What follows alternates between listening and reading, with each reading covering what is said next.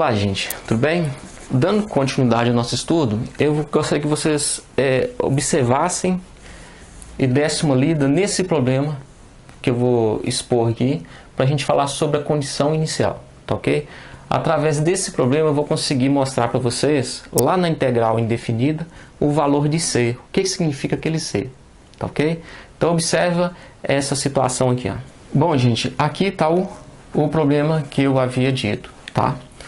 Então nós temos um exemplo aqui, ó. Nós temos uma integral de 3x menos 1 de dx e o resultado dela já está aqui, ó. X ao cubo menos x mais c. Só que a hora que você integrar aqui, você encontra essa resposta, né? Bem como a hora que você derivar isso aqui, se eu derivar isso aqui, eu volto aqui. Mas antes da gente explicar esse problema, deixa eu explicar uma situação aqui, por que a gente usa esse limite de integração aqui em C. Porque o que é integral, na verdade? O que é esse resultado aqui, essa integral aqui, né? Isso aqui é chamado de antiderivada. Ele também recebe esse nome de antiderivada. Por que antiderivada? Porque a hora que eu derivar isso aqui, eu consigo voltar nesse resultado. Então ele pode ser chamado de antiderivada ou pode ser chamada também de primitiva. Tá? Recebe esses dois nomes, antiderivada ou primitiva. A hora que eu derivar isso aqui, eu volto aqui. Tá ok? Mas olha bem, por que surge esse C aqui em toda integral indefinida? Você tem que colocá-lo. Por conta disso, ó. Vamos supor que você tem uma função desse tipo.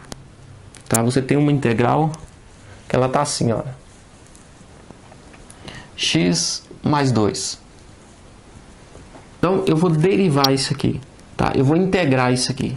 Se eu integrar isso aqui, vai ficar como? X ao quadrado sobre 2 mais 2x. Lembrando que aqui a gente soma 2 mais 1 vai dar 2, acrescento 2 aqui embaixo. Por que isso aqui é chamado, como eu falei, por que isso é chamado de primitiva ou é chamado de antiderivado? Porque a hora que eu derivar isso aqui, ela volta para cá. Ele é o inverso da integral. Por isso que a gente faz essa definição aqui, né? Nós já vimos nos vídeos anteriores. Então, nós vamos pegar essa primitiva.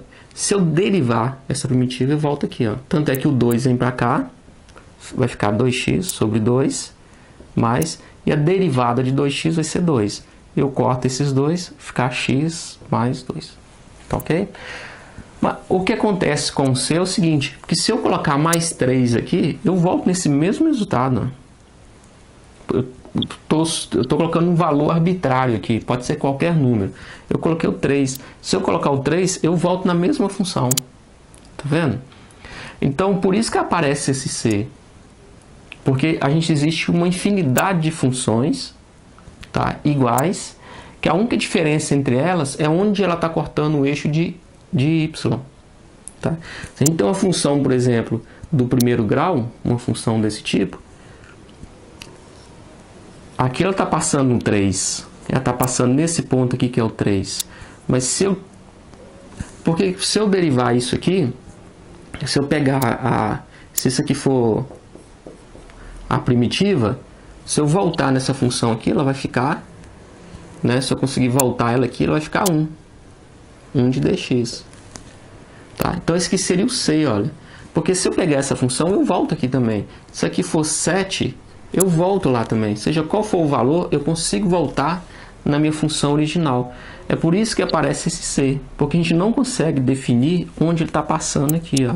E também para representar uma infinidade de funções, que a única diferença entre elas é onde ela está passando aqui no valor de C. Tá? É uma família de funções iguais. Tá? Uma família de integrais que todas são iguais. A única diferença, o ângulo formado por elas aqui são todas iguais. Ó. Todas têm o mesmo ângulo, tá? O mesmo coeficiente angular. A única diferença é onde elas estão passando aqui no valor de C. Já nesse exemplo nosso aqui, nós queremos saber exatamente onde ela está passando. Dentro dessa infinidade de soluções aqui, tá? Dentro dessa quantidade enorme de funções, nós queremos exatamente a que esteja passando nesse ponto. Tá? Então nós tínhamos a integral, nós integramos, que ela está aqui, mas eu quero a que esteja passando exatamente nesse ponto. Ou seja, quanto o x for 2, tá? Aqui é meu x, a minha função aqui, olha, ela vai ser 4. Meu f de x vai ser 4. Nosso f de x está aqui, olha. Tá? Esse é o nosso f de x, o nosso fzão. Então, quando o x for 2, o meu fzão vai ser 4. A gente substitui, olha. Então, eu vou substituir o x por 2 no meu resultado. Então, vai ficar 2 ao cubo menos 2 mais c. O meu resultado tem que ser 4.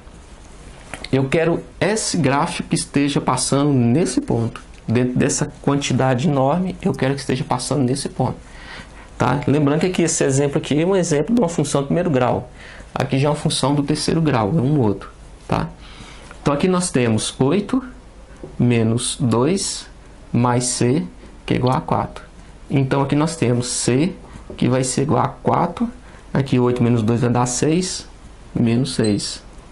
Então c está valendo menos 2. Então a minha função que eu quero que esteja passando nesses pontos, ela vale exatamente, o valor exato dela é só substituir agora por c. Tá? Então ali vai ficar assim, olha. A minha função procurada, né, que vai ser o f de 4, vai ser exatamente x ao cubo menos x menos 2. Então, o meu valor de c está aqui. Essa é a função que eu estou procurando. É o que a gente chama de solução particular. Entre aquela família de soluções, eu quero uma específica, que é essa. Nesse tipo de situação, quando ele pede um ponto, né, você basta substituir os pontos que você tem, você encontra o resultado. Você encontra o valor de c, que é o que você quer. Nossa função está mais ou menos assim. Ó. Ela está passando um valor de c. Provavelmente ela vai estar alguma coisa assim. Ó. Então aqui vai ser 2. Ela está passando 2 e ele é 4. Tá vendo? E o valor de c aqui, menos 2. Fica um gráfico mais ou menos assim, tá ok?